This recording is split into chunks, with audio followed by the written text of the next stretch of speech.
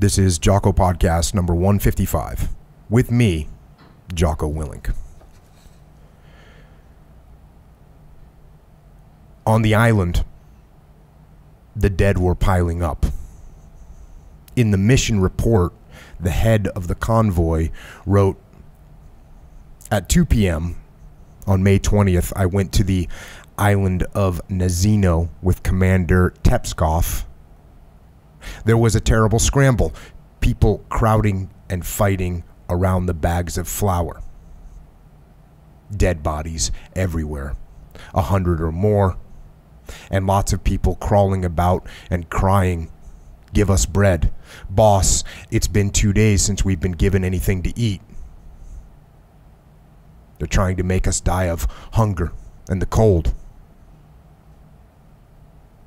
They told us that people had begun eating the dead bodies, that they were cooking human flesh. The scene on the island was dreadful, appalling. On May 21st alone, the 3 health officers counted 70 additional dead bodies. In 5 cases, they emphasized, the liver, the heart, the lungs, and fleshy part of bodies had been cut off. On one of the bodies, the head had been torn off along with the male genital organs and part of the skin. These mutilations constitute strong evidence of cannibalistic acts. In addition, they suggest the existence of serious psychopathologies. On the same day, May 21st, the deportees themselves brought us 3 individuals who had been caught with blood on their hands and holding human livers. Our examination of these 3 individuals did not reveal any extreme emaciation.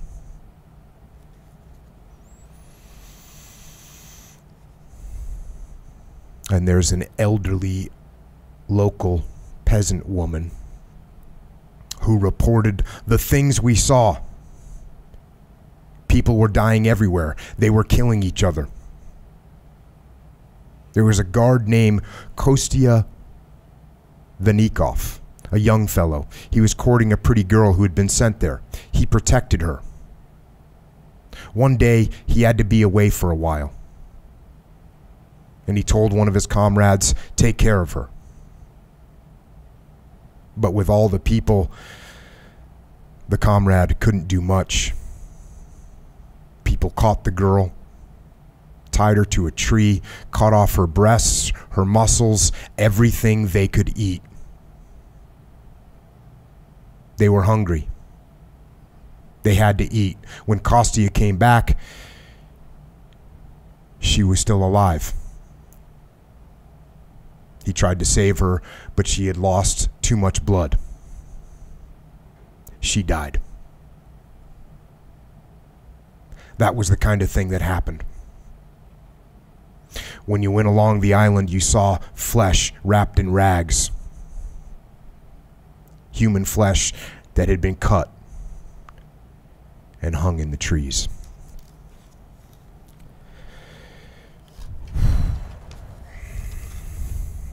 And that right there is from a book called Cannibal Island by Nicholas Worth, who's written books about communism. I think his most famous is the Black Book of Communism. And Cannibal Island specifically breaks down one of the small individual nightmares of the Soviet gulags.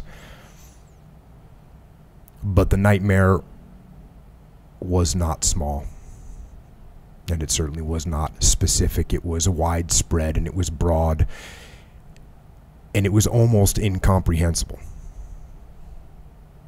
and very little about it would be known were not for one man,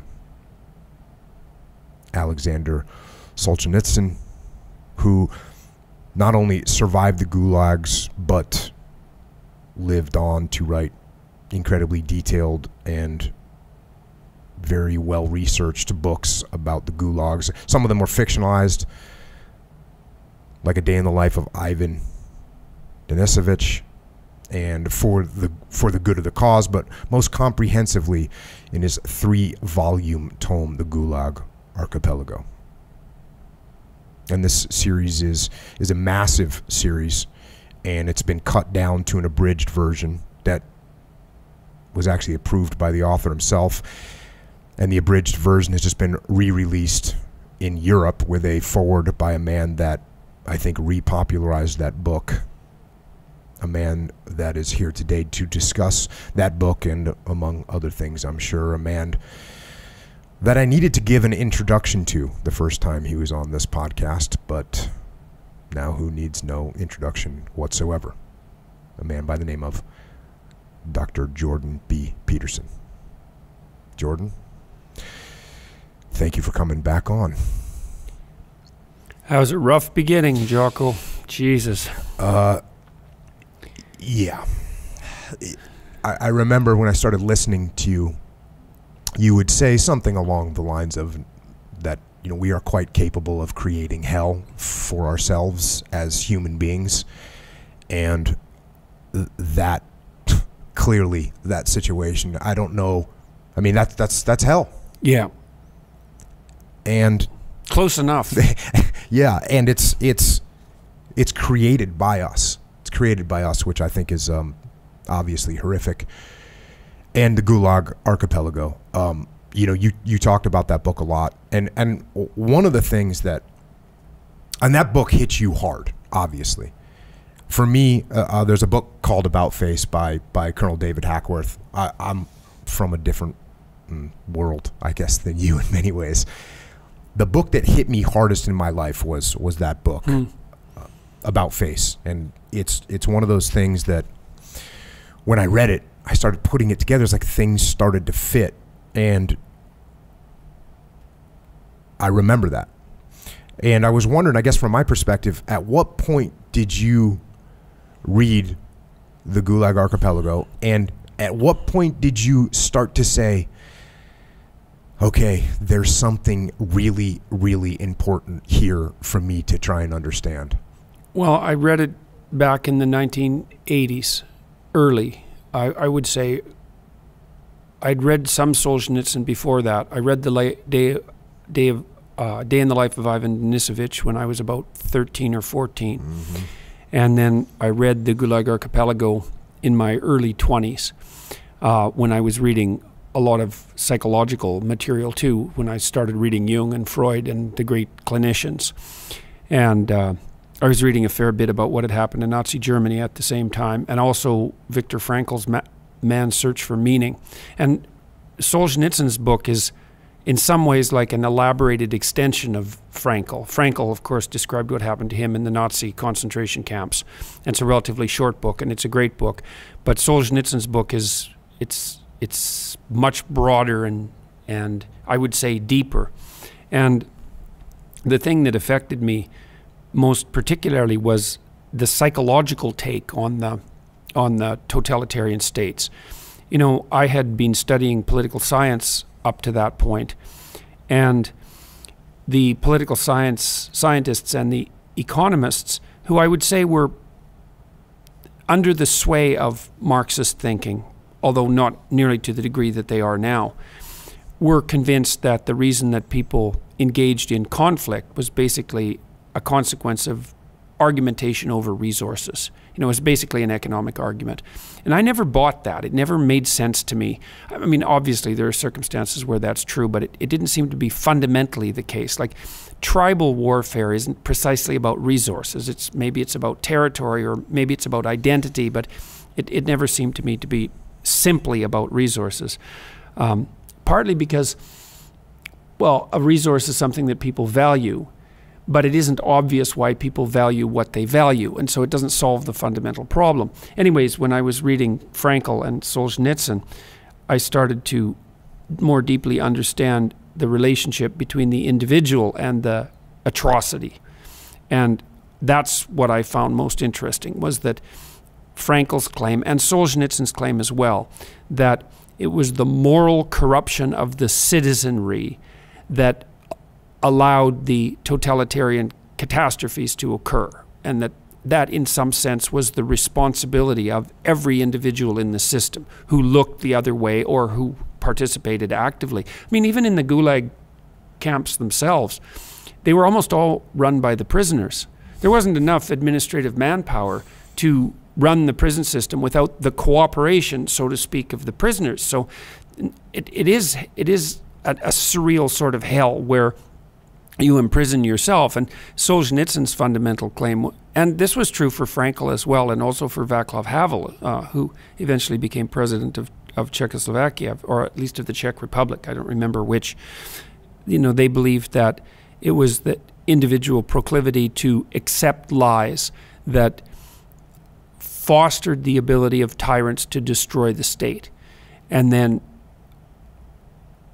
well, and that also led to complicitness with regards to all the absolute atrocities that were occurring in both the Nazi state and in the Soviet state. And I think that's true. When I read Solzhenitsyn's books, and a lot of the books I read about Nazi Germany too, not as a victim and not as a hero, but as a perpetrator, you know, which I think it's really important. It's something that's really important to do when you read history, is that it's easy to cast yourself as a victim. It's easy to cast yourself as the person who would have been heroic in the circumstance, but it's also unbelievably useful to understand that there's a good chance, had you been in those situations, that you wouldn't have been on the side of the good guys. You know, and that's it's really a terrible realization, but it's necessary realization. Again, just going back to this idea of what you get out of reading, because people ask me now, because I read books all the time on my podcast, and what you just said, it struck me as something that's, people have told me, I read that book before, but I didn't really get out of it what you got out of it. And when I heard you read it, I was saying, wow, how did I need to go reread this book. And I think one of the key things is you looked at these books as you were not the victim, but the perpetrator. Mm-hmm. One thing that when I read books, I know I read a lot of books mostly about war. For me, I always think about the people. I don't always see myself as the person that goes and heroically storms the beaches and survives. Mm-hmm.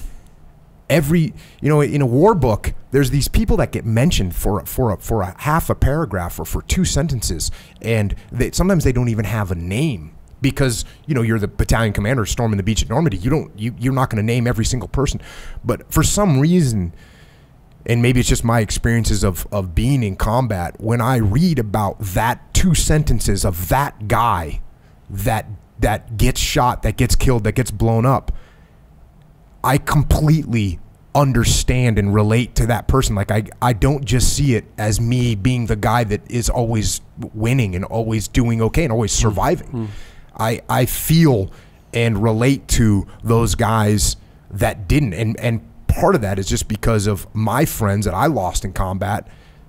Like those guys, they're people. And I think that key thing of reading it and going, man, every single person, like when you read about these Gulag, you're talking about millions of people mm-hmm. that were tortured, died, murdered. Every one of those people, the key word is people, every one of those people is a person. And to your point, every single one of those executioners, mm-hmm. every single one of those murderers is also a person. Mm-hmm. There's a great book called Ordinary Men. Oh yeah, we reviewed that on this podcast. Right. And so, it's one of the greatest books written about what happened in the Second World War, I think, on the atrocity end, because the author does such a lovely job of, well, it's a strange way of putting it in this context, but it's about this police battalion that was moved into Poland after the Germans went through and occupied the country, and they were there to establish order like police do, but also to participate in the mopping up, let's say, that was part and parcel of the war. And, these were ordinary policemen, middle-class guys, most of whom had been educated and socialized before the Nazi propaganda machine really got rolling, so they weren't like Hitler Youth types. They were ordinary men, and they were brought, and they had a commander who had made an explicit case that if they weren't able to tolerate the conditions in Poland, that they could go home. So there was no top-down order that you had to do this or else.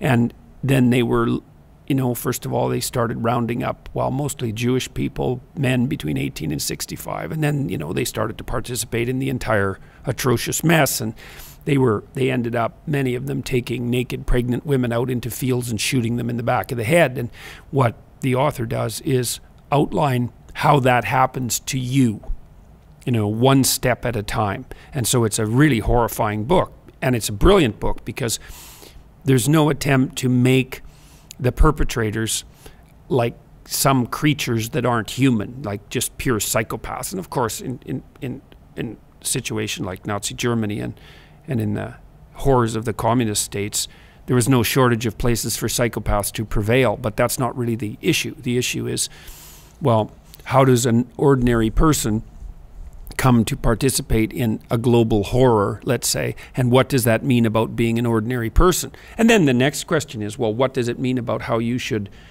conduct your life? And one of the things that, I mean, I think what happened to me when I read all this material in the 80s was that I became convinced that there wasn't anything more important to do in the aftermath of what had happened in the 20th century than to try to build people who were responsible enough as truth-telling, courageous, responsible citizens, so that the probability would increase that if they were in a position to make a terrible choice, that they would make the right one. And I would say this lecture tour that I'm doing, which is now extended over more than 100 cities, is an extension of the same thing. Well, I think it's the same thing that you're trying to do with your book. Like we were just looking at your Mikey and the Dragons book, right? And you're trying to lay out a psychological pathway that guides people towards responsibility and courage and truth and all of that. And that is the bulwark against tyranny. And it's actually at the individual level. And we kind of know that. Like we know that in the West. I think that's part of the core ethos of, well, certainly of the English common law system, certainly of the American way of looking at the world, is that each citizen is the bulwark against tyranny. And that's actually true.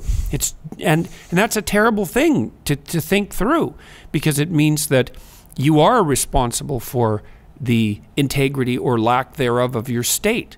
And it's on you.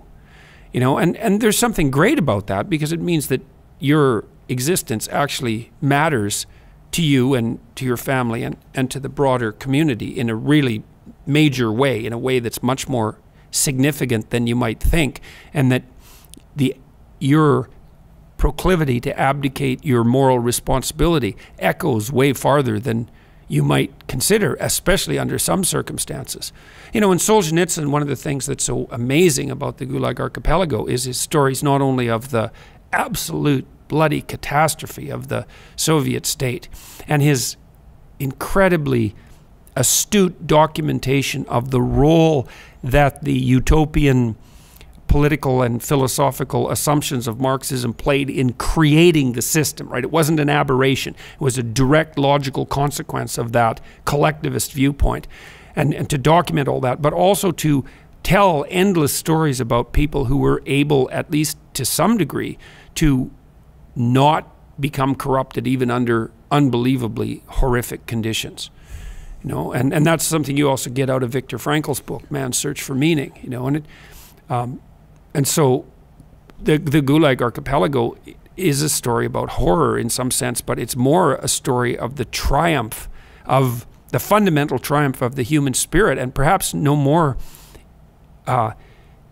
perhaps most evident in the case of Solzhenitsyn himself, because he memorized this book in some sense while he was in the camps, and then wrote it under extreme duress afterwards, and it's an immense undertaking, and it's unbelievably emotionally intense, the entire book. It's like one, you know, 1,700-page scream of outrage. You just can hardly believe that someone can write at that white-hot intensity for such a long period of time. And, you know, his book had an unbelievable global impact. I think it sold 30 million copies.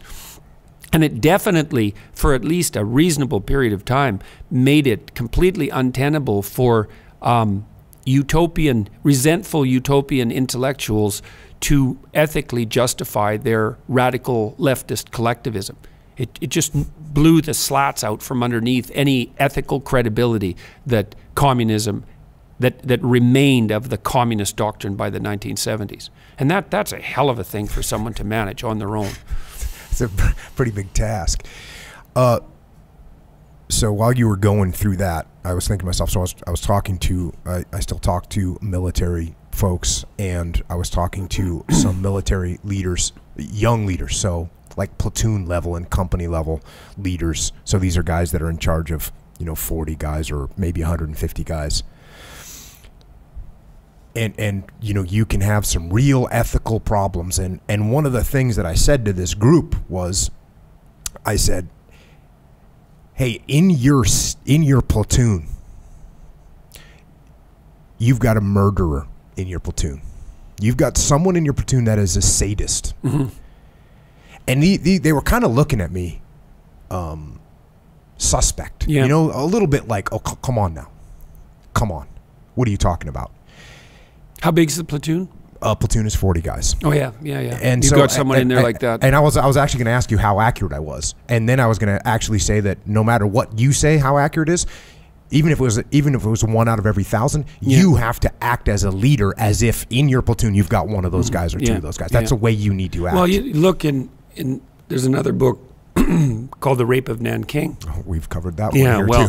So one of the things that was really horrifying about that book is, so imagine that there's maybe, let's say that there's 1 in 100, just for the sake of argument, that's really got cruel and psychopathic traits. What do you think professionally? What do you think that number is? Oh, I think 1% isn't unreasonable, and it could be higher than that. I mean, there's gradations, right? Right. In a group of 40 people, there's going to be one guy in there whose proclivity in that direction is sufficiently strong so that you better keep an eye on him. That's for sure. And this is a group of people that joined the military, right? So they're already, you've already got a group that's okay with theoretically having to kill other people. Right. So this is probably, so if it's 1 in 100, it's probably pretty accurate. That's likely an underestimate. So I think your estimate is perfectly reasonable and might be conservative.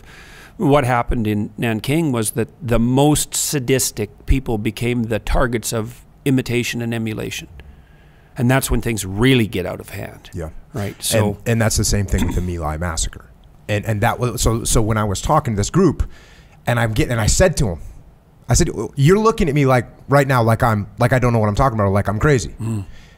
Who knows about the My Lai massacre? And all of a sudden it got quiet. Because if you know anything about the My Lai massacre, it was a normal group of guys. Mm-hmm. It was a normal group of guys. It was a normal company of American soldiers. Mm-hmm. And you know what? They'd been through some stress. Mm-hmm. They'd been through, they'd had their friends killed, and it was in Vietnam. There was no one really to react against or to take your aggression out on, because the enemy, you couldn't see them. They would hide, and it was. But then they turned and they snapped. And the same thing. You had the leader, a guy named Lieutenant Calley, who was the platoon leader, who... I'd love for you to do a psychological profile. I mean, he's one of these guys that was kind of like, was totally insecure about everything, right? And so he got those shoulder boards on, which is the way Solzhenitsyn describes his experience as being a platoon leader, and what it did to him. And he goes through that in this book. It's fantastic to hear when he talks about what he did. He's looking back saying, "Oh, I did this and I did." He goes through this little rampage of things that how he acted as a commander. I ate the good food right in front of my guys when they weren't getting. I was getting the good food, and he took advantage of all the little comforts that you got being an officer. And he was trying in the whole book, and especially in that section, which I think is in volume 2, which I think is the greatest of the 3 volumes, especially the last half of it, which is just absolutely, it's genius level writing, unbelievably compelling and brilliant. And I mean, he said that when he was in the camps, that one of the things that he did, especially once he started to identify people that he truly admired, was to go over his life with a fine-tooth comb and try to remember everything that he did wrong by his own estimation, and then try to set it right in some manner. And so that's a repentance and then a redemption, right? There's a real fundamental, like a medieval Christian undertone to all of that. But one of the things that's quite interesting is that when you talk about issues that are this serious, you're almost inevitably in a situation where you're going to find yourself compelled to use some kind of quasi-religious language, because you end up discussing good and evil and issues of redemption and issues of repentance and issues of conscience and sin and all of that. There isn't language that's deep enough to get at it otherwise. And what Solzhenitsyn did was scour his conscience and try to put himself together, partly because he was ashamed of himself in the face of these extraordinary people who seemed to be able to keep their moral compass under circumstances where no one should ever assume that they would keep their moral compass. Because certainly, like I said, when I was reading the Gulag and other books like that, I never assumed that if I was in those situations that I would have been one of the people who kept their head and were able to withstand the temptation to become a trustee, for example, and to take things the easy way and to lord it over the other prisoners and to adopt that position of authority. You know, it's like a head slave among slaves, but you know, you could say, well, better to be the head slave than to be the bottom slave. And well, that's true in some sense with regards to creature comfort, but as Solzhenitsyn points out, it might be a little bit hard on your soul, and that actually turns out to be something of crucial, not only crucial importance psychologically, but crucial importance sociologically and politically, because if you sacrifice that, then you warp the structure around you, which is exactly what happened in the establishment of these camps. You know, and the Soviet Union was just one big lie. What was their old joke? They pretend to pay us and we pretend to work. It's like the whole book and the whole Soviet Union, when you read about it now, it seems like it seems like a bad joke. It seems like a bad movie. You could just the way that Stalin would do something, and the way that order would come down. It seems like one of those cheesy, you know, comedic movies about these decisions that they're making. And yeah, it's surreal. It's completely insane. You know, at one point he's talking about there was a new penalty for what do they call it, clipping corn or yeah, that basically. A 12-year-old kid would be starving, and he'd go into a field at night and clip an ear of corn. Yeah, and that happened in the Ukraine during the dekulakization, right? It was against the law to go out after the fields were harvested. It was against the law to go out and pick grain off the ground to feed your family, right? And the prison sentence was like a tenner, which is their little word for 10 years. So you're going to get you steal a piece of corn, or you pick up corn off the ground. Yeah. And you're getting 10 years. Yeah, you can't comprehend that. It's the very way hard to comprehend that. Yeah, worked. Yeah, and they you know, he does in the earlier parts of the book when he starts going through the trials that they were doing on people. Yeah, it's completely crazy. Yeah, it's kangaroo it's court. Kafka. Just well, that's why nuts. I hate to see the kangaroo courts emerging all over the West, you know, and with the universities sort of at the forefront of that. So we're building these alternative court systems constantly that don't follow standard legal procedure, and it's really, I mean, we're messing with things that we shouldn't be messing with. And yeah, I mean, there are accounts, I believe it's in the Gulag, of applause after a Stalinist speech. Right, where people would stand up and applaud, and they'd applaud until literally the old people were falling over, because if you were the first person to stop applauding, then you were well, it was off to the camps with you. No, he absolutely outlines it. So that sounds so crazy to say, and he outlines a specific thing that happened. It's that right there.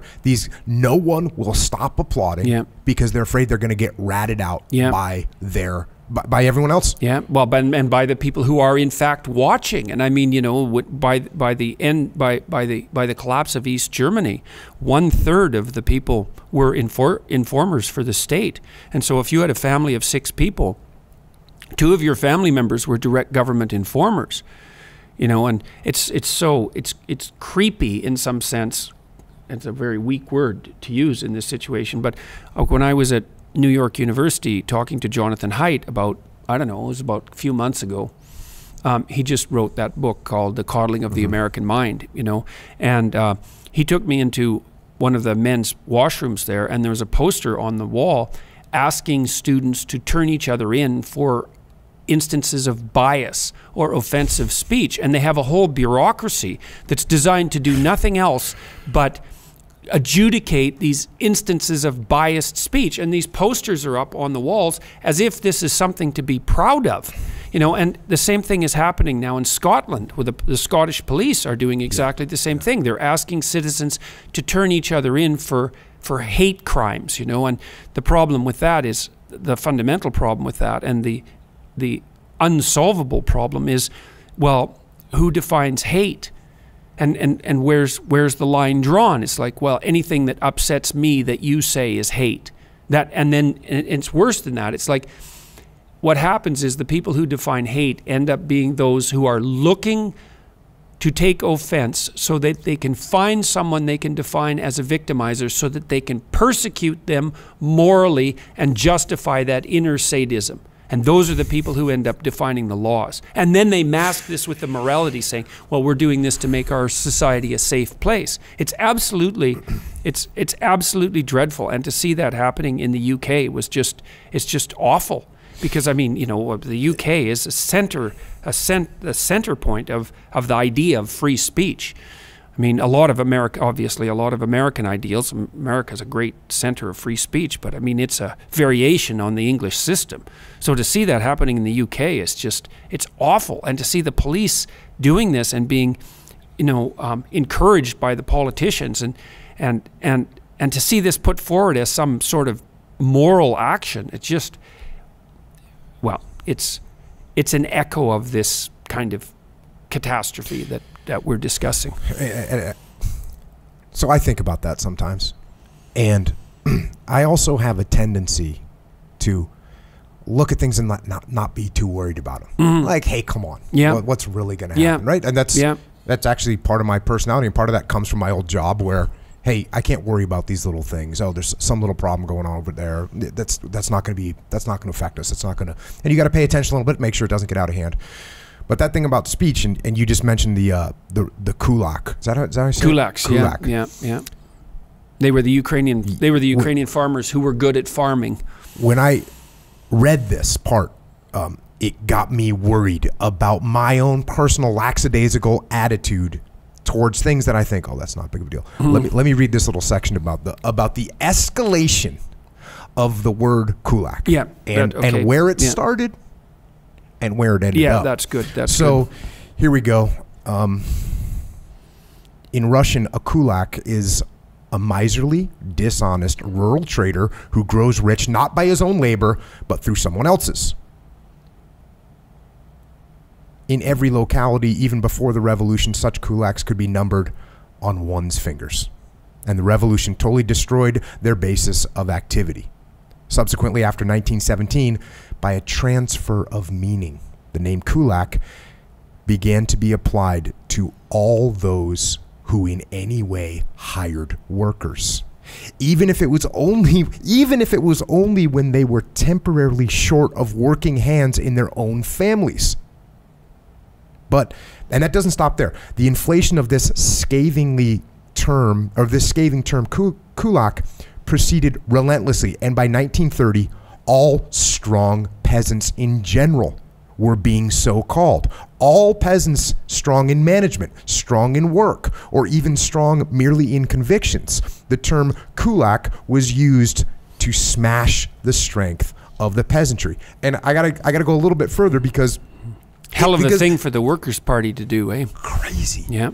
They went further, though. Beyond this, in every village, there were people who in one way or another had personally gotten in the way of the local activists. This was the perfect time to settle accounts with them of jealousy, envy, and insult. These are the people you were just talking about. A new word was needed for these new victims as a class, and it was born. By this time, it had no social or economic content whatsoever, but it had a marvelous sound. Podkulakchnik. And that meant a person aiding the kulaks. In other words, I consider you an accomplice of the enemy. Yeah. And that's all it took. Yeah, well, one of the things I tried to outline in my foreword to the abridged version was I was thinking about this idea of, oddly enough, about intersectionality, which is a like social justice idea, you know, that the social justice idea is that we're best defined by our collective identity, and that the proper narrative in relationship to our collective identity is one of victim-victimizer, which is a replay of the old Marxist doctrine of bourgeoisie and proletariat. It's just in its new guise. I mean, and that new guise developed at least in part in response to the Gulag Archipelago, because the old proletariat bourgeoisie distinction became morally untenable. So it just went underground and underwent this transformation. The intersectional theorists point out that your status as a victimizer or a victim is actually the intersection of your multiple identities. And so, and that's actually the Achilles heel of the collectivist notion, and we can get into why that is. But there's a horror that goes along with that, that people, that's not obvious, that I think contributed to exactly why the Russian Revolution went so horribly wrong. And that is that, so imagine that I could characterize you along 5 or 6 different dimensions of group identity. It's pretty easy. You know, well, you're male of a certain age, you're male of a certain age and economic class, you have a certain sexual orientation, you have a certain ethnicity, you have a certain race. That's 6 groups right there. And we could continue. You know, your parents had a certain socioeconomic class, and so did your grandparents, and then your ethnic group had a certain privilege or lack thereof, and you're attractive or you're not attractive, and you're intelligent or you're not intelligent, and there's temperamental variability. And like, there's all sorts of ways of characterizing you according to your group. Okay, now we might say that if we were compassionate people, that we would take one of those group identities or more and look at where you're dispossessed and victimized. Okay, and we're going to find some dimension along which you're less privileged than some people. Like maybe you come from a working class background despite the fact that you're like a straight male, and so you can be a victim on that dimension. And so, and that's at least in part an element of intersectional theory, right? And that maybe your oppression is the product of your multiple victim-like identities. But that can easily be reversed, because it's absolutely the case that I can take any person and I can do a multidimensional analysis of their group identities, and I can find at least one dimension along which they're the perpetrator, not the victim. They're the victimizer, not the victim. And as soon as I can identify a dimension along which they're a victimizer, then that justifies their persecution. And so one of the things that you saw happening in the Russian Revolution, and it's very much akin to what you just described, was that the borders of who was validly accused of being a victimizer essentially expanded to include everyone. Yes. And that's actually right. It's in a perverse sense, it's right. Because if you position yourself properly in the historical flow, then you should see yourself as a perpetrator and a victim equally. Well, it's not the right way to see yourself at all, but if you're going to play that game, you're going to be on both sides of it. And then the issue is, and this is related to your idea about, you know, in your platoon, you've got one person who's sadistic. It's like, okay, well, let's even assume that at the beginning of the Russian Revolution, that the vast majority of the people who were motivated by communism were actually compassionate with regards to the dispossessed peasantry. Now, I don't believe that, but we could say that that was even a significant minority. Well, the question is, what percentage did you just say on it? What was your hypothetical percentage? Well, let's say it's 20%, or let's even say it's 50% of people who are genuinely motivated by compassion for the dispossessed. But then there's another minority, maybe we could even say it was only 10% to begin with, who weren't motivated by that at all. They were motivated by the jealousy and the spite and the resentment that Solzhenitsyn describes. And they were the ones who were after those to be persecuted. And the thing is, they got the upper hand really rapidly. And it might be because the carnivorous types, the predatory types, are much more dangerous and powerful than the compassionate types. Yeah, like they'll take them out instantly. We're willing to step up and smash someone, Yes. as opposed to the people that are saying, "Oh, we just want to help." Yes, exactly. Well, and there's someone I actually cited, a guy named, I think his name was Walter Latsis, in the foreword, who wrote in a journal called Red Terror that if you were interrogating an enemy of the state, you didn't bother with niceties like their individual guilt. That was a bourgeoisie conceit. And that's a really important thing to keep in mind. What you wanted to do is to do a class-based analysis and find out, well, are they a member of, let's say, the Kulak or the affiliates of the Kulaks, which is a lovely way of expanding your list of potential victims, and then you execute accordingly.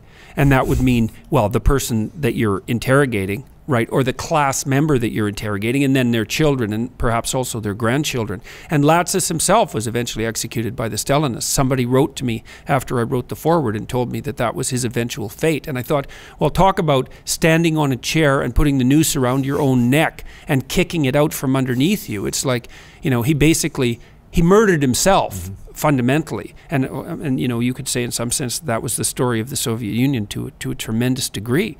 Yeah, there's one part going back to the ever expanding people that need to be destroyed. There's a point in the book where he's saying, hey, look, there's insects. Stalin's or maybe it was Lenin was describing these certain people as insects that need to be destroyed, and then he just that just starts off with, hey, people that are rabble rousers, they're insects. And then it just expands and expands, and then it's got priests, and then it's got engineers. Oh yeah, and physicians. And physicians. Oh yes, everyone. Wreckers. Yeah, wreckers. Wreckers. That's the word that they use, or that he uses in the book for basically saboteurs. Yeah. And that expands beyond comprehension. Yeah, because that every single problem that there is the fault of some person out there that's sabotaging. Yeah. And they do this show trial, and he talks about it in the book, for I think the phrase that he uses, or that they use, that the Soviets used, was organizers of the famine. Meaning like, you're starving, and these people over here, they're the reason these are the people that organize the famine. They're the wreckers of production of food. You bet. Well, it was either that, you imagine that you adopt a worldview, and that worldview enables you to, at least in principle, organize yourself with other people and to provide you with a certain amount of psychological stability. And then things go dreadfully wrong, and then you have a choice, which is to reevaluate your worldview, which is, of course, what Solzhenitsyn does in the Gulag Archipelago in a very deep way, is reorganize his entire worldview. Or you can look for reasons why you're right and these things are happening. And Solzhenitsyn talks a lot in the Gulag Archipelago about, he had a moral conundrum when he was in prison, and he started his moral awakening, let's say, and he was trying to figure out how to treat other people who were imprisoned. He had a real moral conundrum when a committed communist was dragged into the Gulag system, which happened all the time. He said those people were in particularly dire straits because not only had they been subject to the entire tyrannical weight of the deceitful state, but it was at the hands of their own comrades and friends. And then the committed communists would enter the Gulag, and they would still be in their morally superior phase, right? That their incarceration was a mistake, and that things would be set right, and that there was nothing wrong with the system, and they would attempt to justify it. And Solzhenitsyn was never sure how to react to these people ethically, because on the one hand, well, they were devastated because now they were political prisoners, and maybe they got a 20-year sentence, and they were in terrible, stripped of their family and just ruined. But on the other hand, they were still avid supporters of the very fist that had crushed them. And so his eventual conclusion was that until they broke and repented, they weren't to be allied with. They were still essentially on the side of the perpetrator. And it seems to me that's right. That's unrepentant sin, let's say. And it isn't until you, what would you say? Until you take responsibility for your own complicitness in your unfair interrogation that you get to join the ranks of valuable and suffering humanity again. And so, it's the extension of the persecution is really something that's horrifying to see how who constituted a victimizer, the ranks of who constituted a victimizer just grew and grew and grew and grew. One of the most shocking groups of people that ended up in the gulags were the damn Soviet soldiers that had just got back from fighting the Nazis. You just can't. That's the sort of thing you can't make up. Yeah, you can't make that up. Including Solzhenitsyn, who was like in close combat with the enemy. Yeah. And he wrote a letter to one of his buddies and said, "Yeah, this doesn't seem like to be a great decision by Stalin." Yeah. And next thing you know, he's in prison. Yeah. Well, the Stalin decided that this is something that you can't believe this. Well, it is. There is this, like, it's like, if there's something satanic at the bottom of this, mythologically speaking, there's also something that's like a cosmic.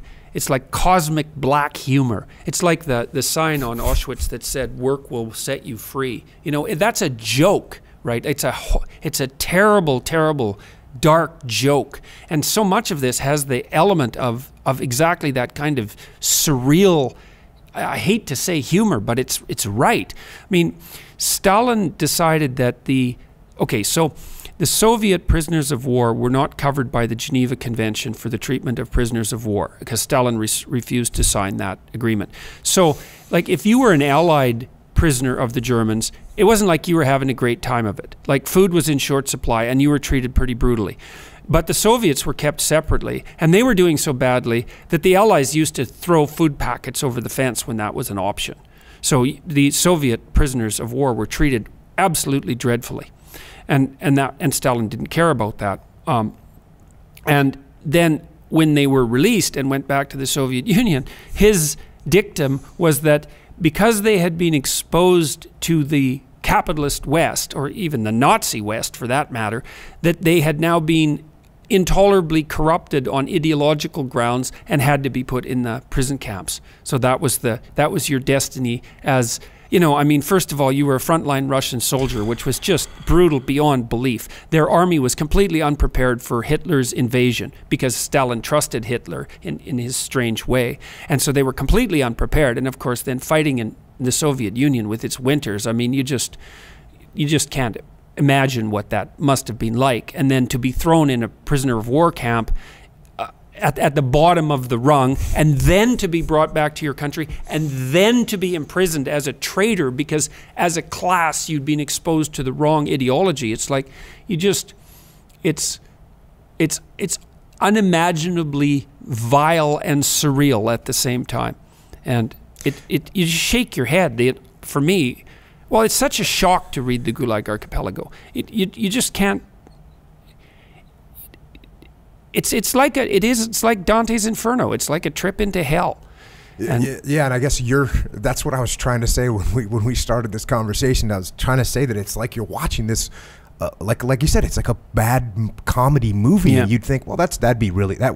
You'd think, when you take a comedy, well, one of the ways you can make people laugh is to take something ordinary and maybe make it much more extreme. And the more extreme you make it, the more funny it becomes. That's what happened here. You're looking at this thing going, hey, they seem to be trying to make this funny because who could ever conceive that you could take your frontline soldiers who were captured and in misery, and when they return home, instead of treating them like heroes, instead you put them back into a prison. Worse one, even. You can't even. That's. I know. You can't make this stuff up. You can't make it up. No. Did you see? I believe that movie was The Death of Stalin. Did you? I did not see it. But that's worth seeing because it's very interesting. Because one of the things about that movie is that it captures that surreal element because it's a black comedy, and there are comical things happening in the movie in that terrible dark way constantly at the same time that in the background genuinely terrible things are happening. So it's that horrible. It's got that horrible satirical flavor that runs through books like the Gulag Archipelago, where you think, well, this is so absurd that there's no possible way it could have occurred. And yet that's, not only did it happen, there was like a contest to top the absurdity. You know, to consider the engineers, for example, wreckers, is, well, these people were building the Soviet system to the degree that it was built, and then to turn around and accuse exactly those people of being the ones who destroy and undermine it. It's part of, I really think that what underlies this, whatever this is, and I think this is what manifests itself in the worst of the leftist collectivism, is a real hatred for anything that smacks of competence at all. Like, I tried to imagine those Russian villages, because I come from a small town, a small northern town too. So I tried to imagine. So imagine that you're in an isolated village, and it's a peasant village, and the peasants weren't freed that long ago, right? They were basically serfs until about the middle of the second half of the 19th century. And so they had been emancipated, and then some of those people who were emancipated got a little bit of land and started to have a life, you know, started to be successful peasants. And they were also the people that grew the bulk of the crops, because what you see happening in any productive domain is that a small percentage of people do almost all the productive work. So there's a small percentage of productive farmers who grew all the crops, right? And then there's all sorts of farmers who were only farmers by name, and they weren't successful at all. So you have, and then there was a certain relationship between being productive as a farmer and developing some wealth. Maybe you had a house, and maybe you could hire a person or two, you know, and which you'd think would actually be a good thing, especially if you were also growing food. Okay, so you imagine you get a village, and now there's a bit of a socioeconomic pyramid, and there's some people that are doing well, and it isn't the crooked people that are really annoying. The people who, like the genuine kulaks, let's say, that small percentage of psychopathic types who were basically profiting criminally off the efforts of others. Those aren't so annoying, those people, because they're rich, but they don't deserve it. And so they don't stand towards you as a moral ideal that shames you. But the really annoying people are the ones who are doing well and deserve it, especially if you're someone who's doing nothing and is bitter. Okay, so there's the village, and you've got your people who are doing all right, and then you've got a huge strata of people who aren't upset about the people who are doing well. They might even admire them and be happy that they're around because they're making the community thrive and growing some food. Then you have this little strata at the bottom of people who are ne'er-do-wells and on the more psychopathic end of things, and they're bitter and resentful and waiting for their bloody opportunity. And then the communist intellectuals come into town and say, you know, those people that are doing well, they actually, everything they've got is ill-gotten, and they stole it, and they stole it from you, like, and look at how badly you're doing. And the reason you're doing badly is because these people who are lording it over you and who have all this creature comfort, they took that from you. It's yours by right.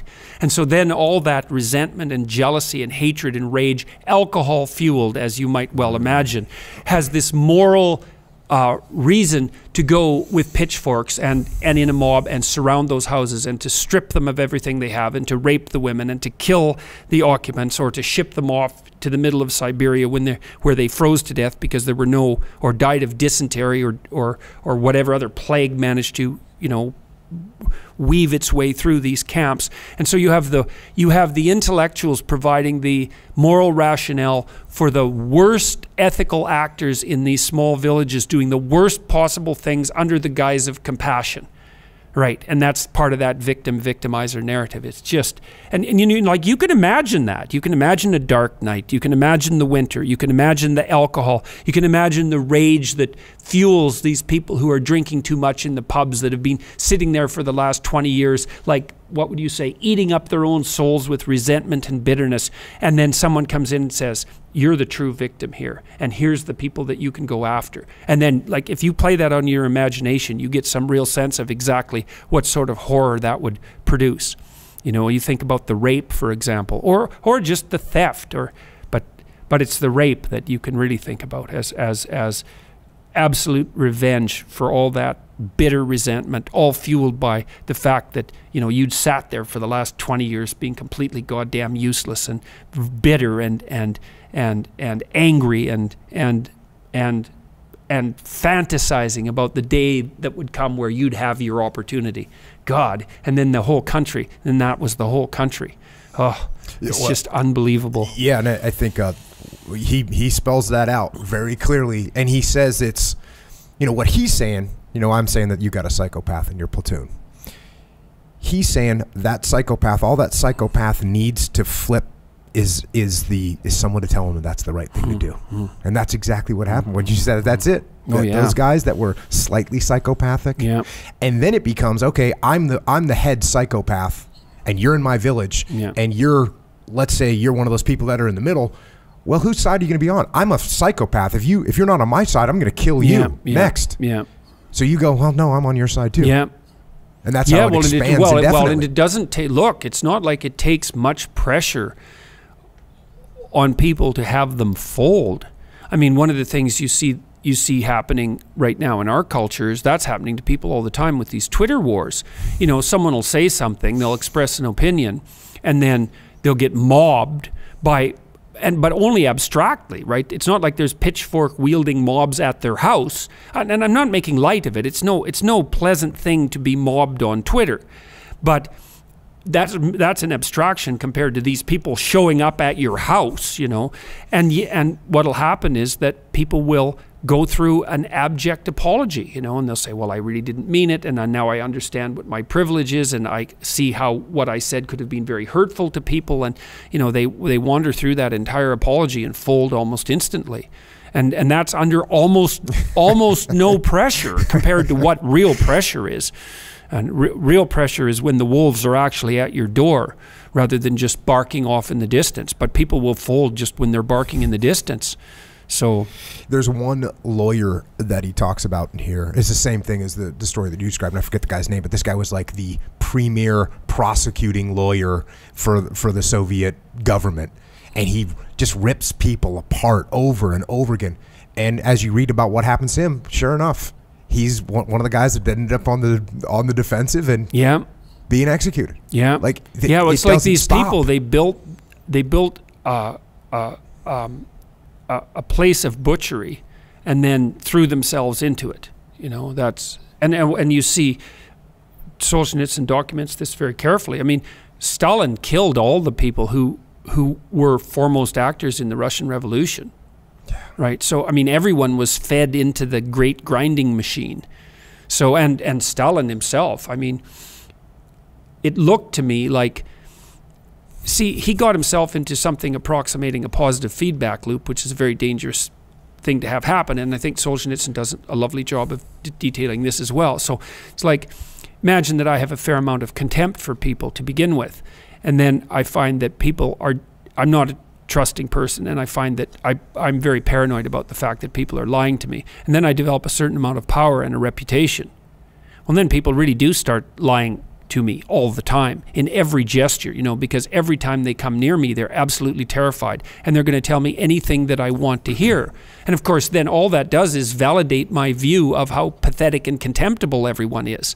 And the more that view gets validated, the more I think that it's okay to destroy people, because look at how pathetic and contemptible they are, how they always lie. And all that means is that they lie even more. And so this whole thing just spirals out of control. And, you know, Stalin basically started out as the brutal enforcement henchman for Lenin, right? The killer for hire, and not like Lenin was above that sort of thing himself, but he trained Stalin, and then Stalin's proclivity to be murderous just kept expanding without limit, right? First of all, it was individuals, and then it was groups, and then it was nations, and then, well, by the end of his life, well, what was it? The plot to destroy the entire world, to initiate the Third World War, to wipe out Europe, to maybe destroy everything. And like there was no limit to that. You know, and there's some evidence that that's perhaps why he was killed, you know, because Stalin himself even went too far for the horrible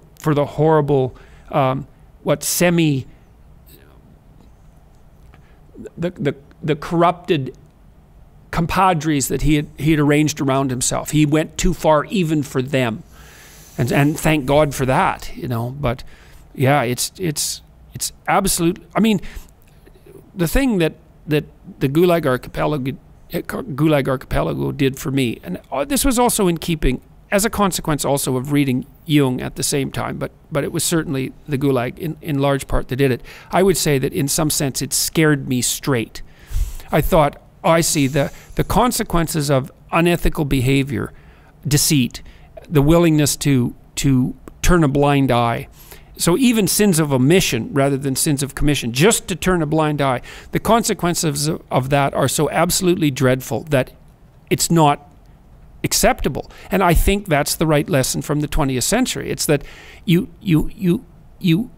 have a much more important moral role to play in keeping things straight than you want to believe. You know, people think, well, my life is basically meaningless. It's like, well, that's quite terrifying. It's like, yeah, it's kind of terrifying, but it means you don't have any responsibility. So there's a big advantage to thinking that. You know, if nothing you do matters, then nothing you do matters, and so you can do whatever you want. And that's horrifying in a nihilistic sort of way, but there's another kind of horror that's more associated, I think, with the horror of hellfire that was characteristic of the medieval Christian view, which is something like, and if you strip it of its metaphysics, it's something like, no, you don't get it. The things you do actually do, the things you do or don't do, they actually do matter. And they tilt the world towards, you know, something approximating good, let's say, or towards something that very closely approximates hell, and that's actually on you. It's literally your fault. It's literally your responsibility. It's like, man, that's a terrifying idea, but I can't see how you can read this literature without coming to that conclusion. Like, it wasn't one that I wanted to leap to, you know. It's like, it's sort of the ultimate in horrifying conclusions that everybody who participated in this system was at fault for all of it. You know, and Dostoevsky made the same sorts of claims in the last part of the 19th century. I mean, he was a very weird, mystical sort of person, you know, and he made claims, or some of his characters did, but on his behalf, that, you know, not only are you responsible for everything you do, but in some sense you're responsible for everything that everyone else does too. And you think, well, obviously there's a way in which that isn't true. You know, it's delusional in some sense, but there's another way in which it actually is true, you know, and so... Yeah. Well, I wrote a book called Extreme Ownership, and it's very interesting. So all this is a whole thought here. So, you know, when I read the book about Face, which is not about leadership, it's not a leadership book. It's a book about a guy that was in a leadership position, but he doesn't say, here's how you lead, here's what you do here. It's a book about his experience and what I took away from it, especially because I was in leadership positions in the military, in combat situations, that I started seeing all these leadership things that he did.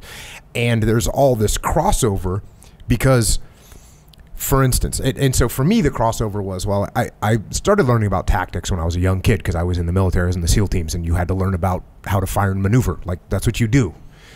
And then so you start learning about leadership, and then I started training a lot of jiu-jitsu, and so those things kind of all fit together, and it was very strange how those things started to weave together in my head. That, oh, if on the battlefield, if you want to attack the enemy, you don't do it head on, you flank them, you distract them, and then you flank them, you come in from the other side. In jiu-jitsu, if you want to submit your opponent, you don't just grab their arm, no, you start to choke them, and while they're defending the choke, then you get their arm. And as a leader, if you want somebody to do something, you just don't bark that order at them, you flank them and you let them understand why it's happening. And you know, when I started this podcast that I do, I started off by saying, in the beginning, I'd say, yeah, it's a podcast about leadership viewed through the lens of war and atrocity. And the more I did it, and it didn't take me very long, where I was saying, well, it's actually a podcast about human nature, really, is what it's actually about, because the better you understand human beings, the better you'll be able to do as a leader, because you'll understand what's happening with those dynamics, which I guess is now leading me into some sort of psychology, which is kind of where you ended up with, of you read this book, and you said you were studying political science when you read this book, and then you said, oh, you looked at the psychology of it, and an example that you just brought up, and this is just what you learn when you read and when you understand history and when you understand the way people think. Stalin surrounded himself with people that would say yes to him. And anybody that didn't say yes to him, he killed them. And I'll say this again, I'll talk to military. Of course, he also killed you if you said yes. Yeah. I'll talk to military for sure, but also any business leader. We talk to business leaders all the time. And you don't want people, you don't want your subordinates or your superiors when you tell them what to do, to just nod their head and say yes. You don't want that. Now, the immediate thought, especially for a military guy, they think nothing would make my job easier than if I bark an order at you, Jordan. You work for me, you're a private and I'm a captain, and I bark an order at you just shut up and go do it. That seems like the best thing in the world. It's absolutely not true. Because there's things that you know on the front lines that I don't know. And if I really want to be a good leader, I want you to push back on me and say, hey, boss, we don't want to do that. Here's what's going on. Let me tell you the situation. And instead of me, and you want to be able to do that. You want to be able to teach your subordinates to do that without being insubordinate, right? Because then it's not a power play. It's that your interests are aligned. Our interests are aligned. And I actually, when I talk to the subordinates, because I talk to subordinates too, and I say, listen, when you say something to your boss, you don't say, why the hell are we doing that, boss? You actually have to be very tactful. You have to say, exactly. Hey, boss. I want to make sure I'm executing this exactly how you want it. Can you explain to me why we're doing this so I can really, really make it happen out there in the field? And that's a key thing. So these ideas of psychology, I guess now is, and I hate to use that word, but because I was just calling it human nature, but these ideas, they all kind of come together. And so now you're talking about ownership, right? Extreme ownership, and this idea that, hey, I'm responsible for everything. And so here's what I'll get from a leader. They'll say, well, whether it's a business leader or it's very easy to use a military leader. So I'll get a platoon commander. My machine gunner shot in the wrong direction. How can that be my fault? Because my machine gunner shot in the wrong direction. I'm not holding his weapon. I'm not pulling his trigger. How can that possibly be my fault? That's not my fault. Wrong. Who's in charge of that machine gunner? Who's in charge of making sure he understands what his fields of fire are? Who's in charge of making sure he understands when and where he's allowed to shoot? You are. You're the boss. This is absolutely your fault. I had another interesting example of the weather. The weather's bad. We couldn't execute our mission. That's why we failed. Because we couldn't launch our helicopters. It's not my fault. That's a hard one to argue against. Except for the fact that if you're a good leader, you'll say, hey, here's our plan. We're going to use these helicopters, and here's our contingency plan if there's bad weather. If you don't take that ownership of what's going on, if you don't take responsibility for it, you're not going to change it. You're not going to fix it. And that means you're never going to get any better. You're not going to win, right? But the minute you and obviously this applies to people, to purple, and you tell people to take responsibility. Tell them to take ownership of what's going on in your world. It's the same thing, but at the individual level. It also seems to me to be the case, and I think that this is part of the ethic that's embedded in it's deeply embedded in Christianity, with the idea that the ultimate sacrifice that you can offer to the world is the sacrifice of yourself. It's like, well, imagine that you have to sacrifice something to set the world right. Well, you do, obviously, because you have to give up things now in order to make things better in the future. So the sacrificial idea is a very deep one. Then the question might be, well, if you're going to sacrifice something, is it going to be someone else or is it going to be you?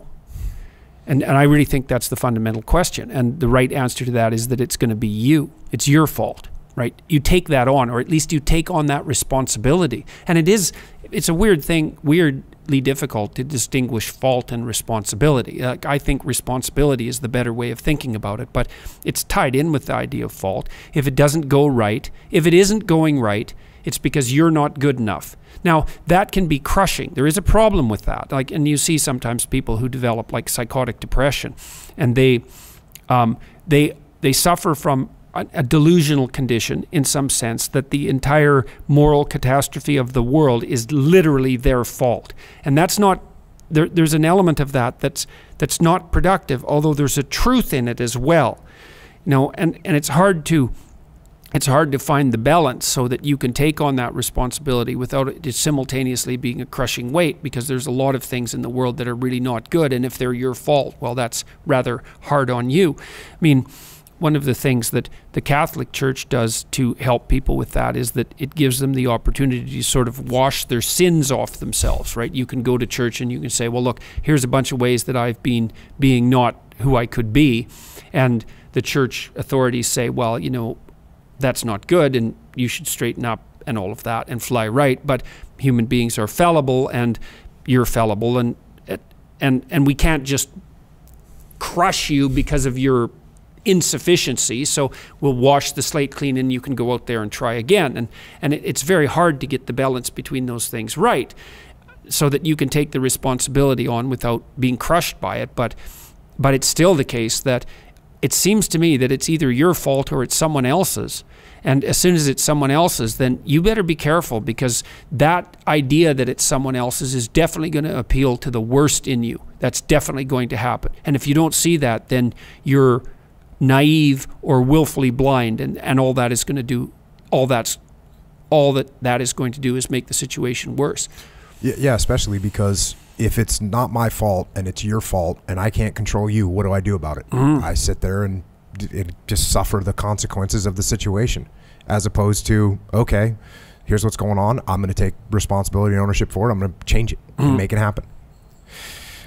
You talked about turning a blind eye, and earlier you talked about turning a blind eye to the truth, to a situation. And I know there's a point in this book where he talks about he's got a buddy that says amnesty is coming, right? Amnesty is coming. Let's just keep our mouths shut. Let's do what we're told to do, and we'll get out. Amnesty is coming. And Solzhenitsyn says, he's saying, okay, yeah. And then he says to himself, wait a minute. If I'm not living in order to live, then is it worth it? And this is a question that I get asked a lot, because people get themselves into situations where they've lost some kind of control, whether it's they're in a crappy job or they've got a bad boss or whatever. Maybe they're in a bad relationship. Maybe their family's but they're in a situation and they don't know what to do. And part of them, I think, anticipates the answer from me to be, listen, hey, listen, if you're not living in order to live, then that's wrong. But what I actually tell them, universally almost, and there's a couple situations where it goes outside this, but it's like what I tell them is, what you need to do right now is you need to play the game. You need to play the game to get the situation to a point where you can act, right? So if you got a bad boss, right? Oh, okay, you got a bad boss. I want to tell this guy to go screw himself. Hey, guess what I'm going to do? When my boss tells me something to do that doesn't make much sense, you know what I'm going to do? I'm going to do it, and I'm going to do it well. And what am I doing? I'm building that relationship with him. He's starting to trust me, and he's going to tell me to do something else. Now, these things aren't massive catastrophes. It's like he's telling me to do something. Maybe there's a better way to do it. You know what? I'm going to do it that way. And I'm going to play that game, and I'm going to build up that relationship. Now, when eventually he tells me to do something that is totally stupid, or it's going to cost lives or money, then when I say, hey, boss, that's not a great way to do it. I think I know a better way. Couldn't we try something else? He actually will listen to me. So I'm going to play the game a little bit. And I'll tell you, my gut instinct, I guess it's easy to look from the outside and say, hey, if I was in this prison camp, my gut instinct is like, okay, Jocko, you've been through these kind of things before. Play the game. You're going to play the game, which is horrifying, because part of playing that game to the fullest extent here or in a Nazi prison camp would be becoming a capo, right? You're playing the game. Yeah, you're playing the game. So, and that's really the outlying, the things that I said that are outlying. I always make the caveat that if you're getting asked to do something that's immoral, illegal, or unethical, then you actually have a duty to say, no, I'm not going to do that. No, that's the line, which you reach that line in the sand with Bill C-16, which is, hey, I'm not going to do this. But the idea that sometimes you got to play the game. And sometimes even from you, when you just said to me, you said, well, sometimes it's not right to turn a blind eye on things. And it's like, sometimes you have to. If you want to get yourself to a position, like well, it seems to me that you're making a distinction between discipline and strategy, like, and like impulsive moral responding. Like, let's say that you are in a situation where you have a boss who's intolerable, and maybe what you'd like to do, the resentment is built up over 5 years, and you'd like to go in there and yell at him. and tell them everything you think. And you think, well, that's the truth. It's like, well, it's not a very sophisticated truth, because you're doing a shallow and impulsive analysis of the situation. Like, it would have been the case that you've already compromised yourself in 500 ways. And I'll get back to the playing the game issue, because you do have to discipline yourself too. And you have to discipline yourself to some degree by allowing yourself to do arbitrary things that are part of the system, right? That's a necessary part of discipline. And discriminating that from compliance with unethical activity is very difficult. So that's a hard situation. But let's say you're going to counsel someone who has an intolerable boss, and they come in and they're right at the end of their tether, because maybe that's why they come for counseling. They say, I really want to tell that son of a bitch what I think of him. And you think, well, wait a second here. Okay, first of all, you've already eradicated from the list of reasonable possibilities that decision by failing to say small things that you could have said all the way along. And it's not like you can just all of a sudden blurt all of that out now and that wipes the slate clean and that constitutes truth. It's too unsophisticated. So let's think, okay, so what is it that you want? Well, I don't want this job anymore. It's like, okay, now let's actually have a strategy about this then. You don't want this job anymore. Can you get another job? Well, I don't think so. Well, so you can't just quit. Well, no, I can't, because then I don't have any money and my family depends on the job. It's like, okay, so you can't just stop this. That's not a viable solution. You go out of the frying pan into the fire, or you substitute one set of unethical actions for another set of unethical actions that are even worse. That's not helpful.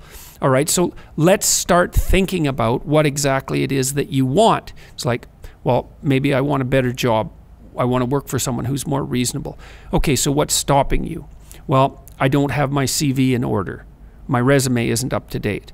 Well, why is that? Well, I haven't done it for 5 years and I don't like doing it. Well, why is that? Well, because I'm kind of embarrassed about it, because it has holes in it and it shows where I'm lackadaisical and where I'm not prepared. It's like, okay, how many things are there like that? Well, there's a bunch of things, and they're all associated with how I've procrastinated in the past. It's like, okay, what are we going to do to rectify that? So I'll say to people, why don't you update your CV? That's what we'll do first, because if you're going to look for a different job, I'm not saying you're going to look for a different job. But if you're going to look for a different job, you're not going to unless your CV is updated. Yeah. And so why don't you also go? Not going to unless you can get a good recommendation from this boss that's a tyrant. And well, so that's right. You got to play the game. There's sometimes. 10 strategic actions that you're going to have to take in order to make yourself able to move laterally or up. And the truth isn't going in and yelling at your boss and telling him everything you think about him. The truth is trying to figure out the very, very difficult process of how you put yourself in a better position. And that like, one of the things that's quite fun about this lecture tour is the letters that I receive, or the stories that people tell me about switching jobs, because they do realize that and I often talk to people about consulting their resentment. Resentment's a really useful emotion, like it's really dangerous. It's one of the most dangerous psychological states, I believe, but it's unbelievably useful, because resentment usually only means one of two things. It either means quit whining and take it on because you're immature, or it means you're allowing yourself to be taken advantage of and you have something to say or do. And so you want to sort out the first part and find out if you're just being immature, and you can think that through and you can talk to people. But if it's the second, it's like, no, you've compromised yourself in a variety of ways and you have to figure out how to get out of that. And if you're resentful, that's evidence that you have in fact done that. Okay, so now the issue would be, well, how can you set your life up so that you can be without that resentment? And so that's when you start to develop a strategy for, and there's actually an adventure in this too. I mean, I've had a number of clients who have been in jobs that they didn't like at all. And, they were tyrannized by someone, for example, and they were also working below their hypothetical level. And we'd put together a plan. It's like, okay, you're going to make 3 times as much money in 5 years. That's the plan. But that's not going to be simple. So there's education. You got to educate yourself, maybe formally, because you've got holes. You got to fix up your resume. You've got to overcome your fear of being interviewed. You have to start sending out like 50 resumes a week on a regular basis and be prepared for a 99% rejection rate. You're going to look for a different job. It's probably going to take 6 months to a year, and almost all of that is going to be rejection. And you've got to steel yourself for that and prepare. And maybe this is going to be a 3-year process. It's no trivial thing, but you know, it's almost inevitably, I can't remember a single example where the consequence of that very careful, detailed, strategic thinking wasn't a massively substantive improvement in socioeconomic positioning and a great movement towards an improving trajectory. And there's advantages even along the way, because even before that happens, the fact that you're taking genuine steps to put yourself in a better situation immediately starts to reduce your resentment, even if it isn't having positive consequences to begin with. But you have to be realistic about it. It's like, look, it's going to be hard to update your CV because you're embarrassed about it, and you should be. Right? It's no wonder you're embarrassed about it. And then, well, of course you don't want to go be interviewed because you're not very good at it, and there's holes in your story, and you can be made nervous easily, and you're not a very good advocate for yourself. So there's a lot of improvement that needs to be done there. And then you have to withstand the punishment of being constantly rejected when you apply for jobs, because the baseline rejection rate, you know, for the typical job applicant is like 99%. It's like the rejection rate for everything. Is this going to work? No. But if you do it 100 times, it might work once. That's all you need. That's exactly it. You only need that once. And so the truth there isn't to yell at your boss. The truth there is to get your life together. Yeah. Play the game.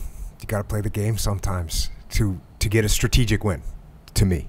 And another interesting thing here is, as I say, you don't want to surround yourself with yes men when you're in a leadership position. You also don't want to be your own personal yes man that just thinks you're great and agrees with everything that you're doing and won't tell yourself the hard truth. You know, you can't lie to yourself. Every little one of those things that you just listed off are the kind of things that people just lie to themselves and say, you know what, well, you don't really need that. That person didn't learn anything in that course. Why should I go to it? That, you know, it's like, if you don't tell yourself the truth about what your situation is, it's going to be problematic. Just like if you don't have people on your team above you or below you in the chain of command that tell you the truth, that's going to be problematic as well. Which is something that's easier So the playing the game thing. So are you thinking about that as a consequence of necessary discipline? You know, like, because it seems to be, you're making two cases at the same time, right? One is that you should obviously not undertake unethical actions, but then by the same token, and you have to subordinate yourself to the realities of the situation. And I think that that's psychologically true, because you're always in a situation where, if you're in an organization, there's kind of an arbitrary and tyrannical aspect to it because it's never working perfectly. And then there's the positive aspect to it too. And so whenever you're doing a job, it could be that you're called upon to do things that, well, what would you say, that are a necessary part of the operation of the machinery. I guess that would be particularly true in military situations. Yeah, and let me give you well, just a broad example, right? You know, my personality and my reputation is that, you know, when I was in the military, it's like, oh, it's Jocko. He's not gonna, you know, if someone tells him to do something he doesn't want to do, he's just gonna, you know, say, screw you. Yeah. We're doing it my way.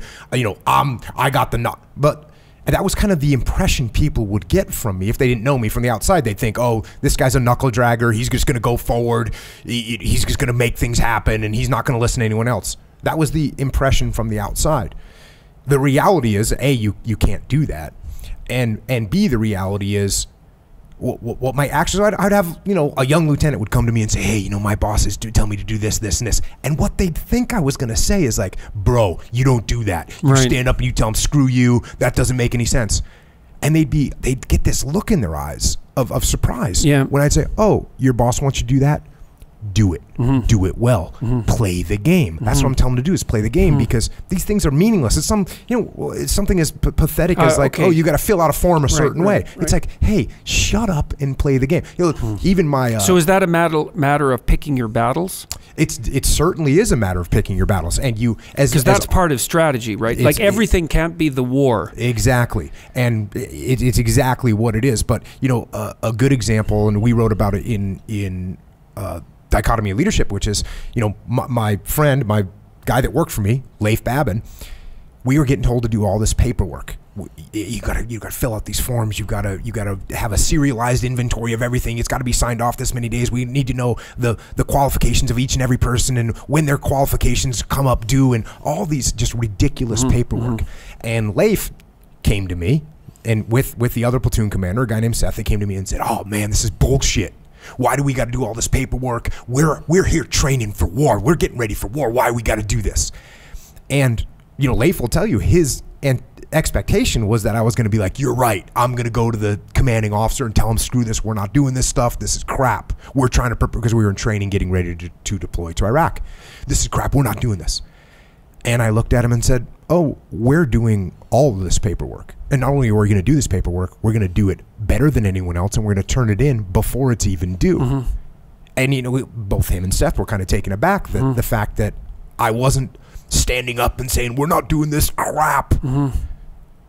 And then I explained to him, here's what we're doing. We're building a relationship with my commanding officer, with our commanding officer. We're going to do these little things for him. We're going to play the game, because at some point, two things are going to happen. Number one, we want to build trust with my boss. I want my boss to look at me, and when he tells me to fill out paperwork, he knows it's going to be filled out. If he wants me to take down a building, he knows it's going to get taken down. If he wants me to execute a larger mission, I'll go and get it done. If I can't fill out paperwork correctly, how can he trust me to go on a real operation and have guys' lives at risk? So the idea is like, hey, we're gonna play the game. And I think sometimes people start to hear me, they start to listen to me, and their first instinct is, Jocko wouldn't put up with this shit. Yeah.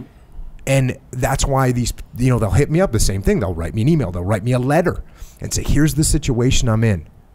Whether it's a boss, whether it's a military, it's any of them. Whether it's their wife, like my wife expects me not to train jiu-jitsu. It's something as stupid as that. Like, my wife won't let me train. It's driving me crazy. It's really starting to bother me. Well, why won't she? Well, what's the problem? Hey, have you taken her out for dinner? Do you know what I mean? Like, play the damn game a little bit so that you can win strategically. And so it's the same thing, I think, with the 12 rules, where you're like, hey, tell the truth or at least don't lie. It's like, I get it.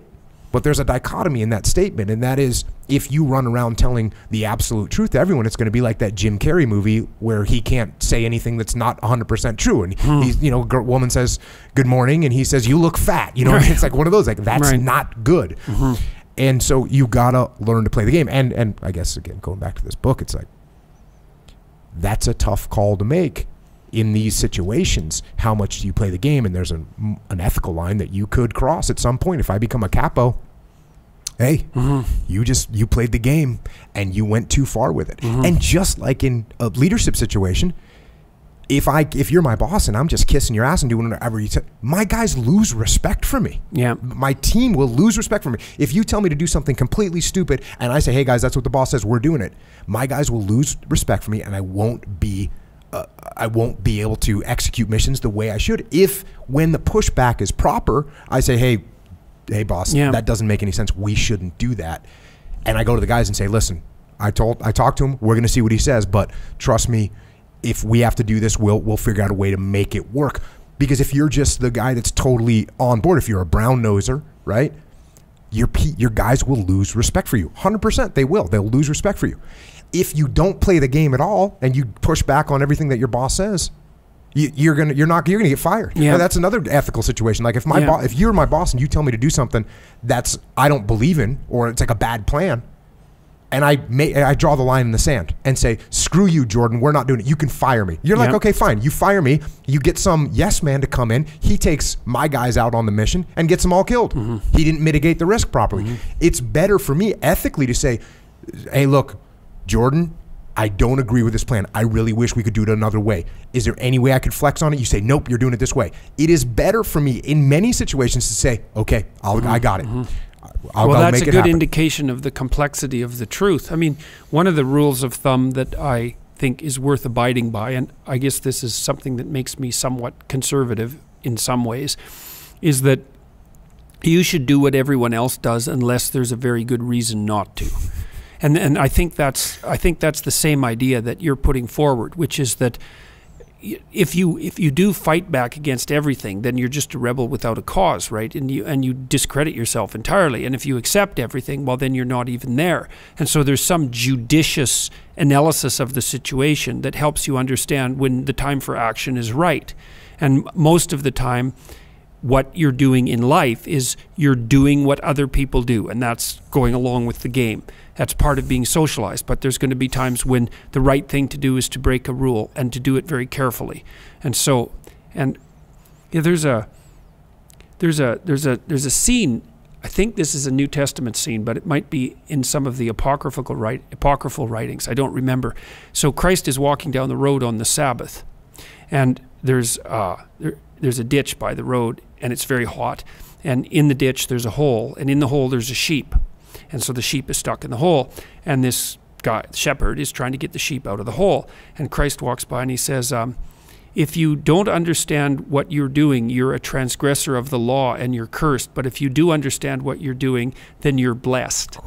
So it's a perfect example of that, because it's like if you're, okay, now here's your situation. You're a shepherd, and you're supposed to be taking care of that sheep, right? But it's the Sabbath day, so you're not supposed to be working.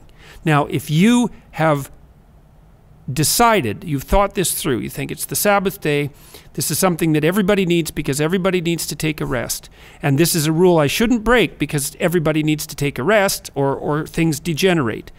And I understand that, and I have a lot of respect for it, but I think that in this situation, it's still morally appropriate for me to break that rule in this slight way and get this poor sheep out of this hole. Then, well, Christ's judgment was, well, then you're exactly on the right track. But if you're doing it carelessly and stupidly, you're breaking that rule. Then you're a transgressor of the law and you're cursed. And I think that's exactly at the essence of what you're describing. It's like you play by the rules, but then there's a meta rule, which is now and then you break the rules. And you do that very, very carefully, because when you break the rules, you're breaking the rules. And the rules are what keep peace. They're what keep peace and order. And so you break them only in the service of a higher peace and order. And so that seems to be, and I think that's, you see this in well, the sorts of stories that are influencing even the things that you're writing, like in the Harry Potter series, for example. Harry's friends and compatriots are quite disciplined, Hermione in particular, because she's an absolute master of her craft. But they still break rules when it's necessary, only when it's necessary. And that's what makes them more than the people who are just breaking rules all the time, the villains, so to speak, and also makes them more than the people that are just being good by being conformist. So you need that touch of rebelliousness, but it's got to be a flavoring and not the whole diet. Absolutely. I've actually talked about that on this podcast before. There's people in the military that they are like meta rule followers. These are people that have been following rules their whole lives, and they've got perfect grades, and they have the team cap, they have all these things, and they're going to make really good, solid leaders. Like they're going to be great leaders. But then there's this like one group above them that have that same thing, but they also have that little bit of rebellion that they'll say, you know what, we're not doing that. It doesn't make any sense. And that is really an important factor to have. But you know, that's one of the reasons I like this guy, Colonel David Hackworth. This guy was the ultimate rule follower for his whole career.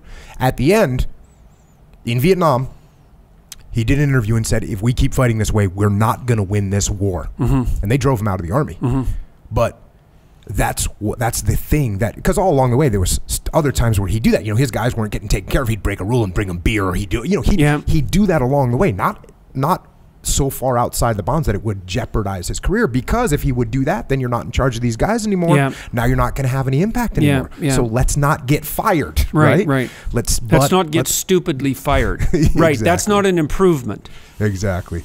Well, that's awesome. I guess I know you got to go.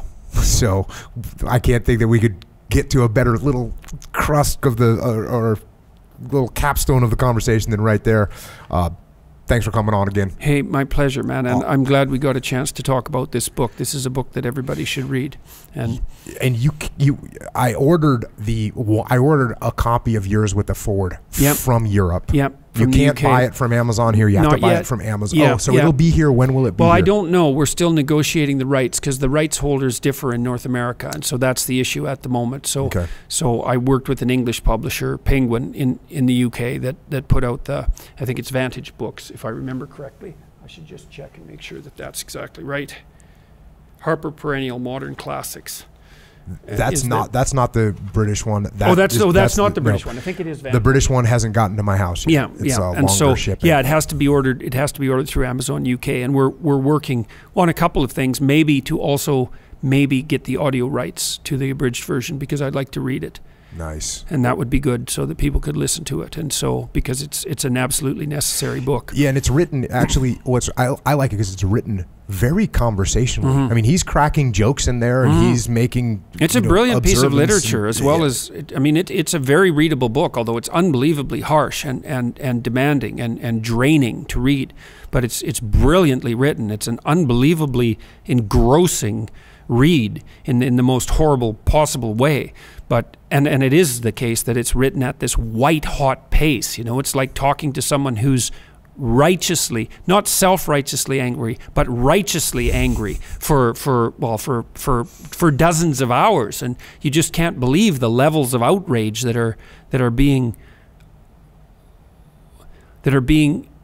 so incredibly well expressed and so effectively expressed. And again, I think it's also worth emphasizing the fact that, you know, Solzhenitsyn's real contribution in many ways was to lay the catastrophe at the feet of the doctrine, and not to say, no, this wasn't an aberration because of Stalin, or, you know, Lenin being the great leader and then Stalin being the monster, because Lenin was plenty monster himself. And Stalin was the logical conclusion to Lenin, not an aberration. But to say that, no, the horrors of what happened in the Soviet Union were implicit in the collectivist system, utopian system that gave rise to the philosophy to begin with, and that's also an explanation why the same catastrophes occurred wherever the Soviet system was applied everywhere else in the world. It's something we really need to know. I mean, we fought a whole Cold War over that. We damn near put the world to the torch because of this. And the idea that the fact that these ideas are creeping back is really, it's unbearable as far as I'm concerned.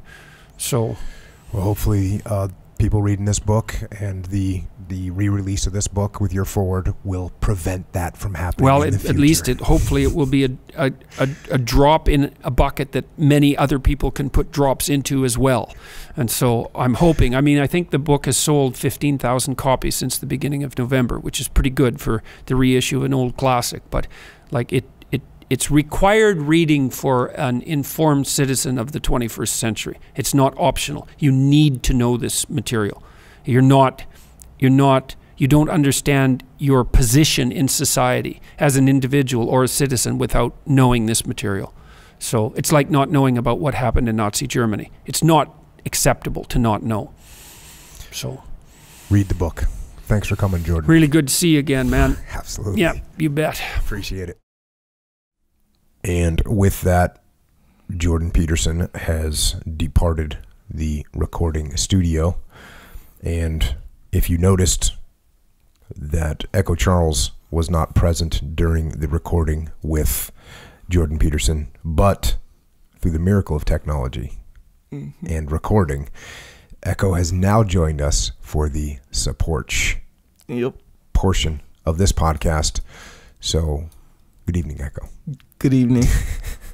All right. So if people listen to this podcast, which we appreciate, and you want to support this podcast and support yourself, there are ways to do that. Echo can fill you in. Sure. So first way is when you're doing jiu-jitsu, because we're all doing jiu-jitsu. Yes. It might sound a little bit repetitive, but to me, when you do jiu-jitsu, you're going to be doing it every single day, every single week. At least, even if you're doing the 2 times a week, 3 times, I get it. Either way, you're going to need a gi and a rash guard. So, there is no question which kind of gi you get. You get an origin gi, straight up, made in America. I watched one of their videos yesterday, and it's kind of an older one too. Mm-hmm. But it made me like love Origin even more, because it's like you'll see, you know, the people that make them and all the ladies there, and then Pete, like he has like longer hair and stuff like that. It's like, oh man, this is kind of more the beginnings of Origin, you know. Anyway, I thought it was good. Nonetheless, again, made in America, quality stuff for jiu-jitsu. It's not like a blank gi they get from over wherever, some other place, and then slap a embroidered patch on it. No. Say that. No, this is made for jiu-jitsu in America. Yeah, everything made in America, from where we grow. The material is grown in America, woven in America, woven in Maine, as a matter of fact, custom woven by Origin. We weave it up there and make the best gis in the world. Also got some other stuff for, you know, you got t-shirts, you can get sweatshirts, and also coming in 2019, jeans. Yeah, Origin jeans. denim. Origin denim. Yeah. I just call them jeans though. Yeah, I dig it. That starts to, like, I don't know, move towards a fashion thing. What if you say denim? Denim. Well, I feel, I dig Well, it. I guess don't it's just the feel name of the that material. Yeah, I feel like it's like Origin denim. They make it, you know. Yeah. And then they make Origin jeans for sure. But what if they make like a jean jacket, like a denim jacket? No, that'd be true, but it'd still be a jean jacket. That's true. I dig it. Cool. Either way, yeah, and I don't get excited for jeans in general in life. Oh, I don't. Yeah, like, you know, you see it on TV. I don't know. JCPenney has a sale, you know, Black Friday or whatever, and you know, some jeans. I don't get excited. I'm assuming you don't either. Maybe you do. I don't know. But when Pete posts little like videos of the close up of the buttons, the jeans. Come on, bro. That's kind of exciting. I'm just saying. Either way. Yeah. Either way, also we have supplements too. Affirmative. Origin Labs, which is expanding. Apparently. Yes. Yeah. We bought another building up there. But yeah, so we are making supplements. Joint Warfare, krill oil, super krill oil, by the way. Discipline. Mm-hmm. The trifecta. Yeah. My wife went on a trip, didn't take Joint Warfare with her. Yeah. She's there for 3-4 days. Her knee starts bothering her. It bothers her the rest of the trip. She comes home. She goes back on Joint Warfare for 3-4 days. Knee's fine again. Yeah. Same that's exact just thing crazy. Yeah. That's just the reality of it. Yeah. So Joint Warfare, good for your joints. Krill oil, also good for your joints and good for your whole life system. Is that a thing? Life system? Yes. Okay. Well, 100%. yeah, it's good for that too. Yeah. Discipline when you need that focus, and also Discipline Go. Yeah. Which is my cognitive enhancement tool. Go to. That's my go-to, literally. Check. Yeah, it's funny. The krill. I had the same situation too. By the way, krill oil and Joint Warfare didn't bring it. By the way, in Hawaii, which is the reason why I didn't appear on this episode of the podcast in Hawaii. So my father-in-law came. I told him the story about how he'd always talk about krill oil, and he's just sort of looking at me like whatever. And you know, he used to tell me, "Oh yeah, krill oil is good for you, all this stuff." And he said, "Not listen," because you know he's more of like a health dude. You know, he's not. And then when you started talking about it, like literally the day you start talking, I start taking it. And he was like, he didn't care. It kind of went right over his head. And he was like, "Oh, so did you feel the difference?" You know, like that's what he was concerned about. He didn't even care. So I was like, "Oh, respect." Nice of him. You know? Also on top of that, you got milk, which is milk, basically. Yeah. That's what it is. It's it has protein in it. Sure. You mix it with milk. I gotta make that statement. If you mix it with, you can mix it with almond milk. You can mix it with coconut milk. You can mix it with regular cow milk. Sure. If you mix it with water, it's not.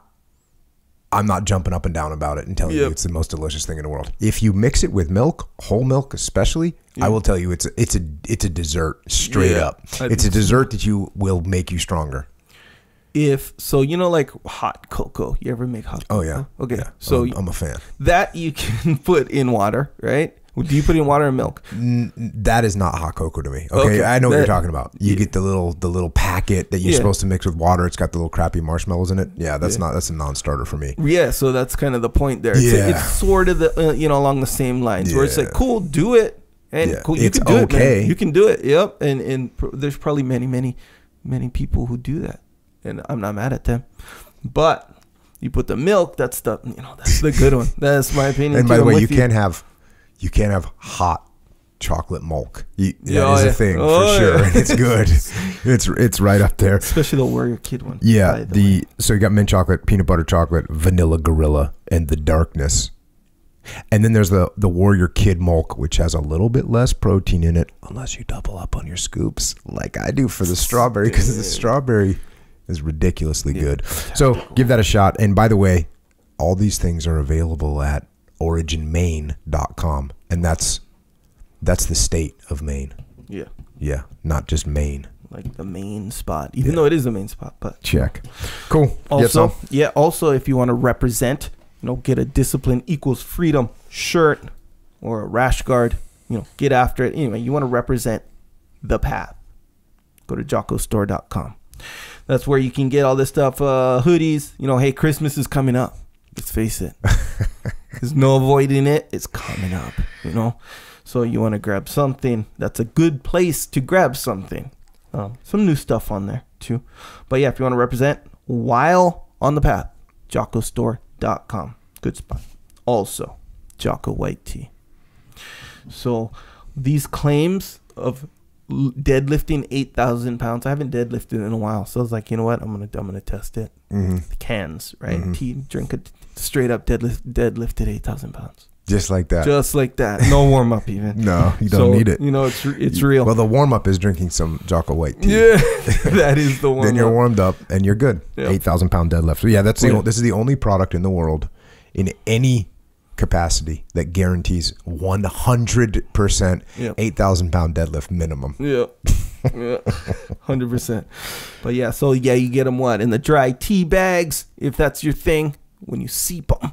Steep. That's the word, right? Yeah, steep. Yeah, it is. Steep. Okay. Yeah.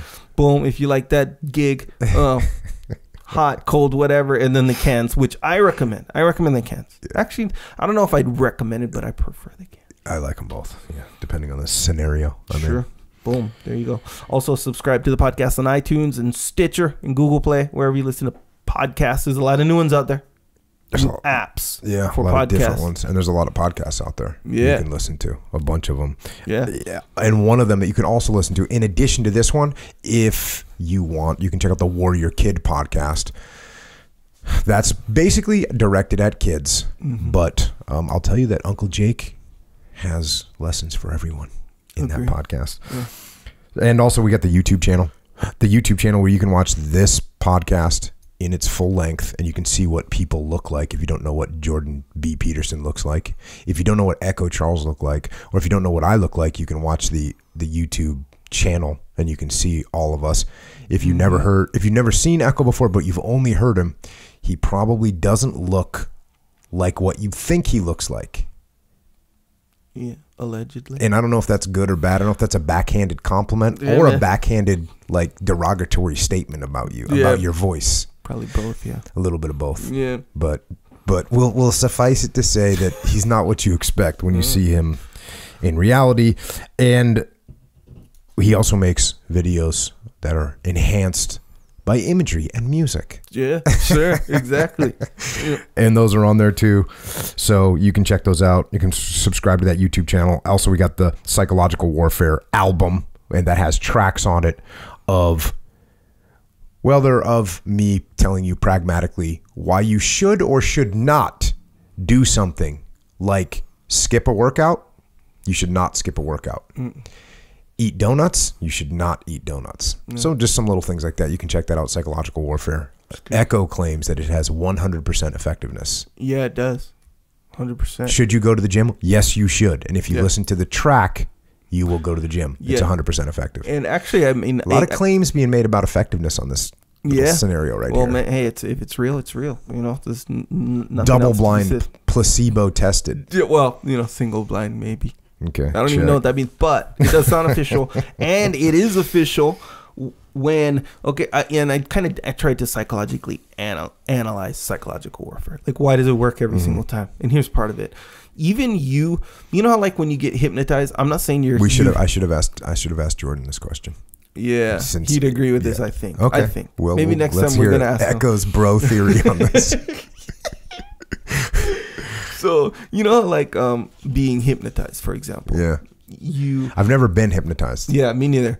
So, well, but then again, it looks real when something happens to some people. Have you ever volunteered to No. be hypnotized? Okay, me neither. Same thing. So, hypnotism, from what I understand, is you have to like be, what do you call, like suggestible, open to it. Yeah, somehow. open to it. Yeah. So if you're a suggestible person, that's like you have a certain kind of mind. And then on top of that, even more consciously, you have to volunteer to be hypnotized. A guy, I mean, I'm sure there's methods that you can sort of hypnotise someone without them knowing it or something, but usually actually I shouldn't even say I'm sure, but oh yeah, that's right, psychological warfare. I wouldn't be surprised if about? you can hypnotize someone and they don't know it. Nonetheless, usually the hypnotic sequence goes from, hey, you volunteer, like consciously, yeah, sure, I'll be hypnotized, and you sit there and you count to 10 and you're closing your eyes and breathing. Anyway, so you consciously volunteer to be hypnotized, so you're open to being hypnotized, and then blah blah blah. So psychological warfare is like, hey, you recognize, okay, I have this weakness, I'm about to skip this workout right now. You're basically saying, hey, I need help, I need a little spot. You're volunteering for help. Volunteering, yeah. It's not like I'm like sitting in my room. It's not completely against your will. Exactly right. You're not just busting in the door, and saying, hey, don't skip the workout. Meanwhile, in your mind, you already committed to skipping the workout. It's different. You're like, you're not committed to skipping the workout. You just like are running the risk of skipping the workout. That weakness just creeps in, and you're like, hey, I see you weakness. You're creeping in right now. I'm going to tell Jocko that you're in here, and he's going to, make you leave. And you play the track or whatever. You have it on your phone, right? Because you have all your playlists on your phone anyway. You just play the psychological warfare one, and you won't skip the workout. See what I'm saying? Because you don't want to skip the workout. No one wants to skip the workout. No one's thinking, tomorrow I can't wait to skip this workout. Like, it's not like that, So it's you come in and you just give that little nudge. That's why it works so good. It's true. It's cool. Absolutely true. I like it. Nonetheless, psychological warfare is very effective, 100%. Also, while you're working out, and if you're bored with your squats and bench, get some kettlebells from Onnit, in my opinion. Onnit.com/Jocko. Good stuff on there. Jump rope, battle ropes, kettlebells, clubs. Be careful with the clubs. Caution. I was watching a video of a guy doing this club routine. Ooh.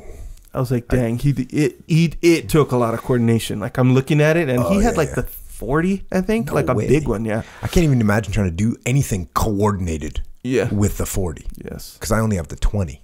Yeah, and they come off a lot more heavy than they look. Oh yeah, like when you grab them. I mean, at the end of the day, if it's 20 pounds, it's 20 pounds.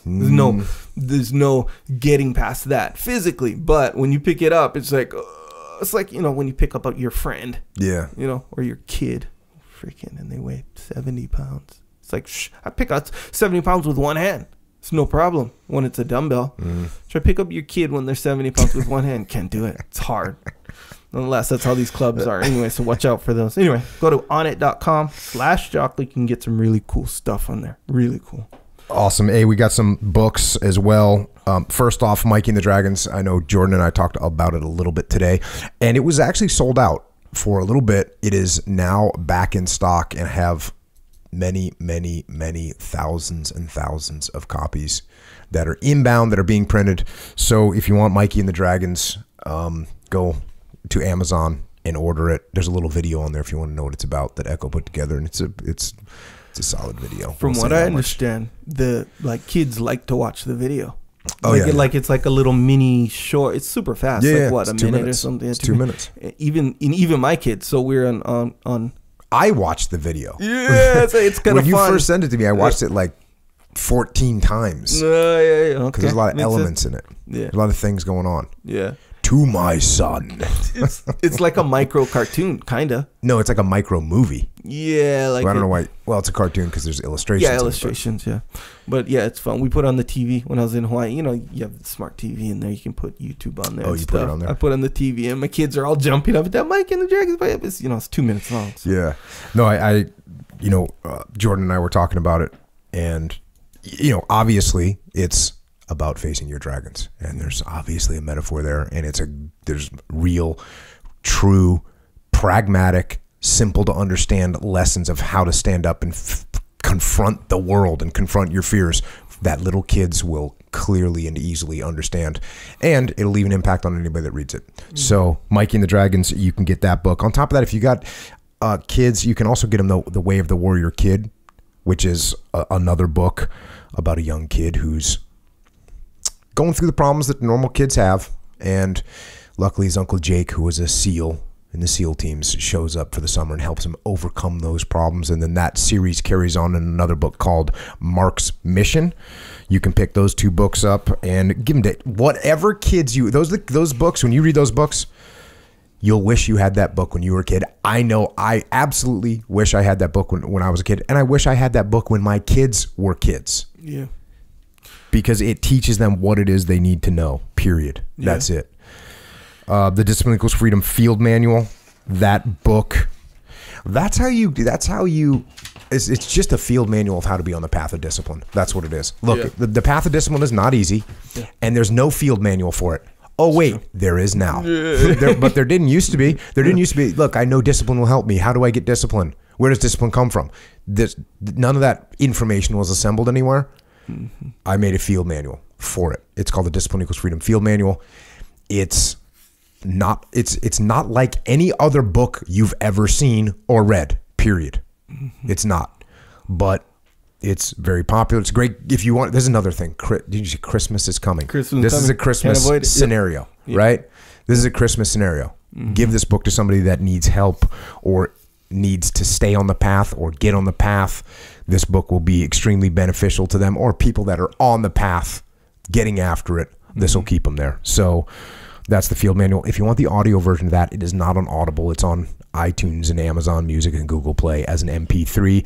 Also, the first book I wrote with my brother Leif Babin, it's called Extreme Ownership. That is a book taking the leadership lessons that we learned on the battlefield and translating them to your business and to your life. And then the follow-up to that book is The Dichotomy of Leadership, which takes those lessons that we learned in combat and goes granular in teaching you how to balance the various dichotomies that you experience as a leader. So both and all those books are available on Amazon and wherever else you might buy books. Also, we got Echelon Front, which is my leadership consultancy. We solve problems through leadership. That's what we do. And we work with companies all over the country and internationally. If you want us to come and align the leadership at your company for victory, then go to echelonfront.com. We have a leadership conference called The Muster. And we've done 6 musters. We are doing 3 in 2019. We're doing 1 in Chicago in the spring. We're doing 1 in Denver in the fall. And we're doing Sydney, Australia in December. So if you want to come to one of those events, all the events that we've done have sold out. All of them. These are all absolutely going to sell out. So if you want to come, go to extremeownership.com and register and as quick as you can. And then lastly, we have EF Overwatch. We are connecting special operations veterans and combat aviation veterans that are looking for work, that are proven leaders, that are experienced leaders, and we're connecting them with companies out there in the civilian sector that need leaders. So if you want to come at that from either side, whether you're a vet or whether you're a company, go to efoverwatch.com to get in the game. And if you have any more questions for us or answers for us, we are available on the interwebs, on Twitter and on Instagram and on the Facebookie. Echo is at Echo Charles and I am at Jocko Willink. And I started out this podcast today pretty heavy, pretty rough. And I think it's important to remember something that I always refer back to, and that is that evil does exist in the world. It's out there. And with that, I'd like to thank all the military personnel throughout the globe that stand up to evil in the world. And thanks to police and law enforcement and firefighters and paramedics and EMTs and correctional officers and border patrol and all the first responders that stand up and face evil here at home. And to everyone else out there, if things are tough, and I know they get tough, life is hard, but there's still reason to be thankful. Be thankful you're not in a gulag. Be thankful that you're not being tortured. Be thankful that you have food to eat. Be thankful you have a bed to sleep on. And then do your best to watch out for those little seeds of evil that are planted around you and planted in you. And keep those seeds of evil in check by going out into the world and doing good. And until next time, this is Echo and Jocko out.